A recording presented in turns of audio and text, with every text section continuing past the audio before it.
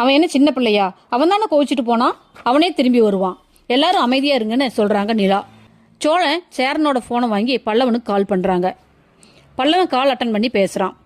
டேய் பல்லவா, எங்கடா இருக்க? வீட்டுக்கு வாடா, உனக்காக தான் எல்லாரும் சாப்பிடாம காத்துட்டு இருக்கோம் அப்படின்னு சொல்ல, நீங்க எல்லாரும் அண்ணியை நடிச்சப்ப பார்த்துட்டு சும்மா தானே இருந்தீங்க, யாராவது தடுத்தீங்களா? எனக்குன்னு யார் இருக்காங்க அப்படின்னு பல்லவன் சொல்லிட்டு போனை கட் பண்ணிடுறான். நடேசன் பாவங்க அந்த கடையிலேயே உட்காந்து பல்லவனையே பார்த்துட்டு இருக்காரு.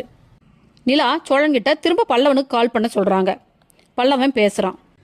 நிலா உடனே சோழன்கிட்ட இருந்து போனை வாங்கி, இங்க பாரு பல்லவா, நீ அவரை பேசுனது தப்பு. உன்னை அடிக்கிறதுக்கு எனக்கு உரிமை இல்லையா? நான் என்ன உனக்கு வேத்து மனுஷியா? அப்படி நீ நினைச்சா உங்கள்கிட்ட சாரி கேட்டுட்டு நான் போறேன்.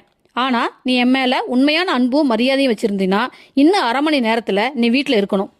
இல்லைன்னா நான் இப்பவே கிளம்புறேன். என்ன சொல்ற அப்படின்னு நிலா கேட்க, நான் வரேன் நீன்னு பல்லவன் சொல்லிட்டு வீட்டுக்கு கிளம்பி வரான். நடேசனும் அவனையே ஃபாலோ பண்ணி